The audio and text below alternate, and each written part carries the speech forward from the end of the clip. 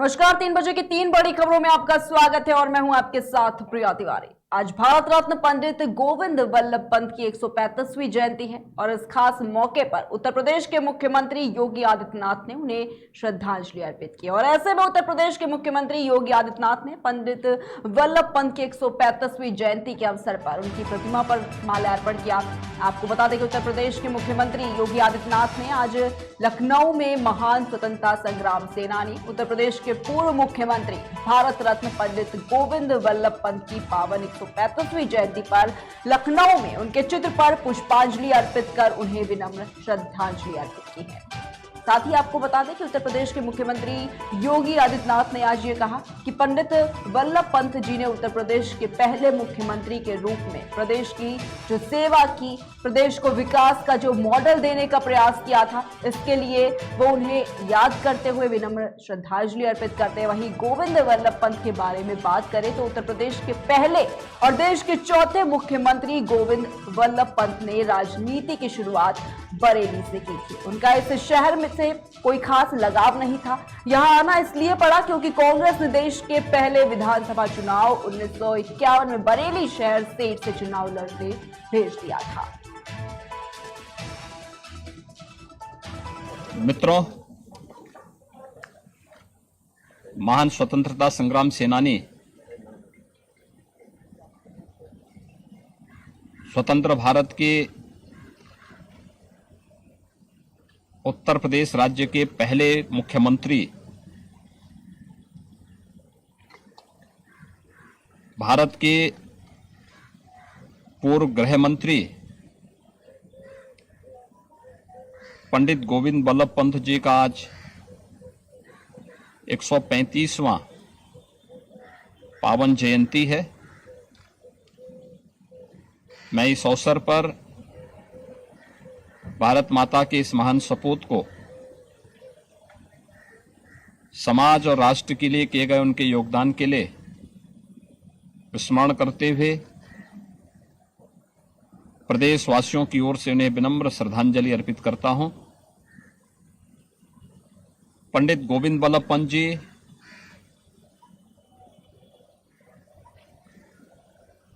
एक महान स्वतंत्रता संग्राम सेनानी थे। राष्ट्रपिता महात्मा गांधी के नेतृत्व में चले देश के स्वाधीनता आंदोलन में उन्होंने बढ़ चढ़ करके भाग लिया था।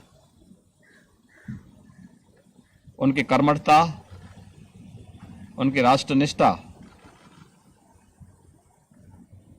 और उनकी संगठन क्षमता को ध्यान में रख करके उन्हें प्रदेश के मुख्यमंत्री पद का दायित्व दिया गया और स्वतंत्र भारत में उत्तर प्रदेश के वे पहले मुख्यमंत्री हुए थे।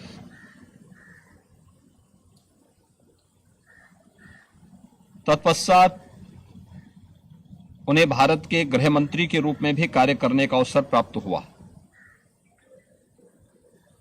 आज उनकी 135वीं पावन जयंती है।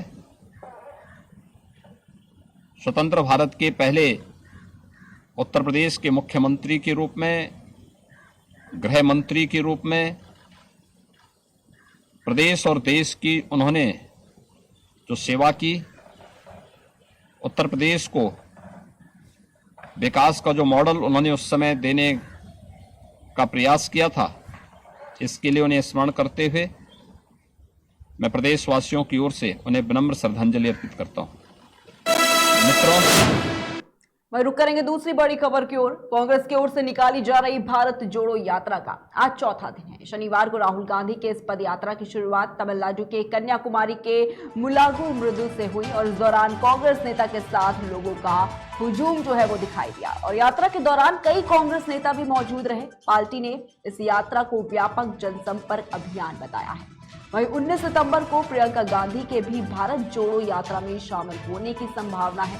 राहुल गांधी भारत जोड़ो यात्रा की शुरुआत श्री पेरम्बदूर से की थी और वह यहां पूर्व प्रधानमंत्री राजीव गांधी के स्मारक पर एक प्रार्थना सभा में शामिल हुए थे और यहीं पर 3 दशक पहले एक आत्मघाती हमला करके राजीव गांधी की हत्या कर दी गई थी। पिता के स्मारक पर आयोजित प्रार्थना सभा में शामिल होने के बाद कांग्रेस के पूर्व अध्यक्ष ने कन्याकुमारी में एक कार्यक्रम में हिस्सा लिया था, जहां पर तमिलनाडु के मुख्यमंत्री एम.के.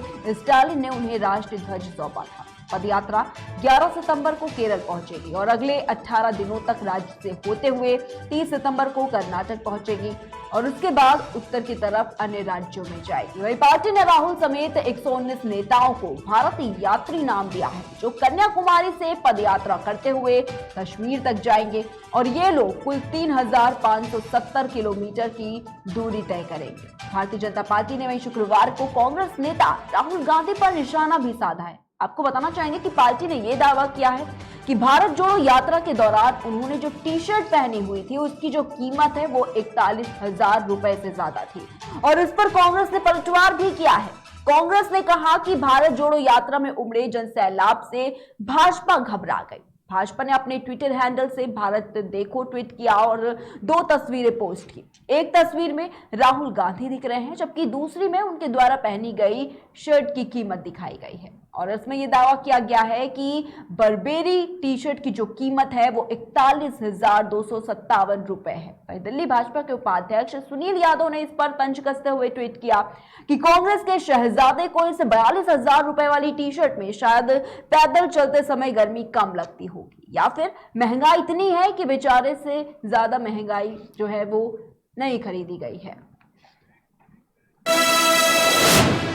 और रुक करेंगे तीसरी बड़ी खबर की ओर और तीसरी बड़ी खबर आपको बता दें कि अरविंद केजरीवाल से जुड़ी हुई है। आपको बताना चाहेंगे कि अरविंद केजरीवाल ने एक वीडियो जारी कर कई बड़ी बातें कही है। उन्होंने पंजाब के सीएम भगवंत मान की तारीफ की और केंद्र सरकार पर जमकर हमला भी बोला है। दरअसल सीएम अरविंद केजरीवाल ने बताया है कि जितने भी कच्चे कर्मचारी हैं उन्हें पक्का किया जाएगा, जिसकी पूरी तैयारी जो है वो पंजाब के सीएम भगवंत मान ने कर ली है। वहीं केजरीवाल ने केंद्र सरकार पर निशाना साधते हुए कहा कि सरकार सरकारी नौकरियों को खत्म करने का काम कर रही है और इसके साथ ही उन्होंने क्या कुछ कहा है, आइए आपको सुनाते हैं।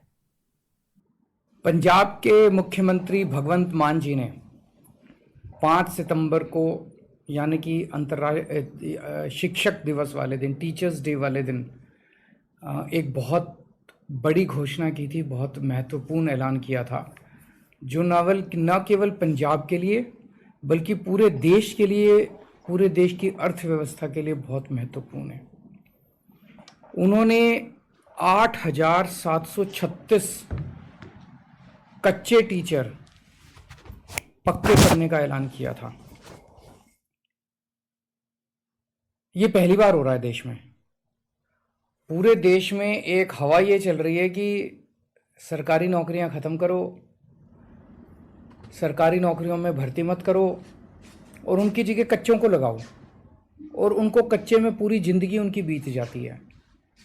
पहली बार पूरे देश में किसी सरकार ने, आम आदमी पार्टी की सरकार ने, भगवंत मान मुख्यमंत्री ने 8,736 टीचर्स, कच्चे टीचर्स को पक्का किया। पंजाब में और भी कई हजार ऐसे कच्चे एम्प्लॉयज़ हैं। मान साहब उसके ऊपर काम कर रहे हैं, आम आदमी पार्टी की सरकार उस पर काम कर रही है। जितने भी कच्चे एम्प्लॉयज़ हैं सबको पक्का किया जाएगा। थोड़ा समय इसलिए लग रहा है क्योंकि कानूनी रूप से ऐसे किया जाए ताकि कोई उसको अगर चैलेंज करे कोर्ट में तो टिक जाए। ऐसा ना हो कि खाना पूर्ति करके दिखाने के लिए कर दिया और फिर कोर्ट में जाके वो हार गए तो बेचारों के साथ धोखा हो जाएगा। इनमें कई एम्प्लॉयज़ ऐसे थे जो 10-10, 15-15 साल से धरने प्रदर्शन कर रहे थे, टंकियों पे चढ़े हुए थे, बहुत दुखी थे और धरने प्रदर्शन कर कर के तंग आ गए थे। वो ओवर एज हो चुके थे, उनको एज रिलैक्सेशन भी दिया जा रहा है। ये जैसा मैंने कहा, ये पूरे देश के लिए एक बहुत बड़ी बात है। पूरे देश में जगह जगह राज्य सरकारें, केंद्र सरकार सरकारी नौकरियां एक के बाद एक खत्म करती जा रही हैं। जब भारतीय अर्थव्यवस्था बढ़ रही है, हर राज्य की अर्थव्यवस्था बढ़ रही है, तो सरकारी नौकरियां तो और बढ़नी चाहिए ना, वो कम कैसे हो सकती हैं। लेकिन एक पैटर्न चल रहा है पूरे देश में, सरकारी नौकरियों को ख़त्म कर करके उसकी जगह कच्चे एम्प्लॉयज़ को लाया जा रहा है। बहुत बड़े स्तर पे सरकारी नौकरियों को खाली रखा गया है, उनकी जगह कच्चे एम्प्लॉयज को लाया गया। कहा यह जाता है कि जो पक्के एम्प्लॉयज हैं वो काम नहीं करते, वो कामचोर होते हैं। ये बिल्कुल गलत धारणा है, ये बिल्कुल गलत धारणा है। दिल्ली के अंदर हमने दिखाया, दिल्ली के अंदर शिक्षा क्रांति उन्हीं पक्के टीचर्स की वजह से भी आई और गेस्ट टीचर्स दोनों ने मिलकर काम किया। हमारे पास लगभग दिल्ली में 60,000 टीचर काम कर रहे हैं।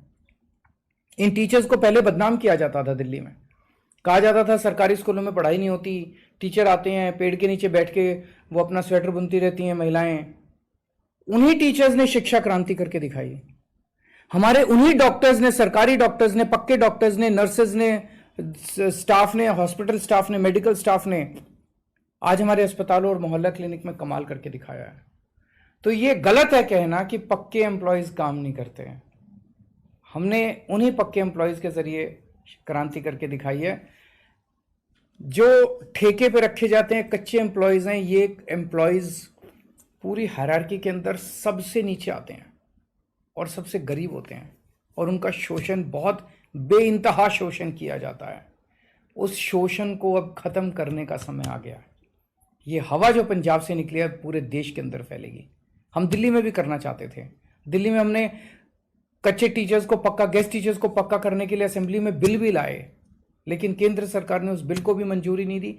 और आप सब जानते हैं कि दिल्ली आधा राज्य है, बहुत सारी पावर्स हमारे पास नहीं है, हम चाह के भी इसको नहीं कर पाए।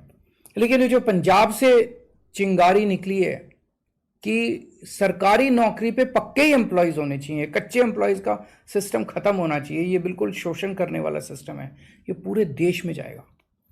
तो एक तो मैं सभी राज्य सरकारों से देश भर की अपील करता हूं कि जैसे दिल्ली के पंजाब सरकार ने किया, अन्य सरकारें भी अपने अपने यहाँ कच्चे एम्प्लॉयज को पक्का करें। केंद्र सरकार भी जितने कच्चे एम्प्लॉयज हैं जिस जिस डिपार्टमेंट में, सबको पक्का करे। और आम आदमी पार्टी की तरफ से मैं कहना चाहता हूं कि देश में जहां भी हमारी सरकार बनेगी, हम हर जगह कच्चे एम्प्लॉयज को पक्का करने के हक में हैं और उनको पक्का करेंगे, उनको उनका हक दिलाएंगे। नमस्कार। पंजाब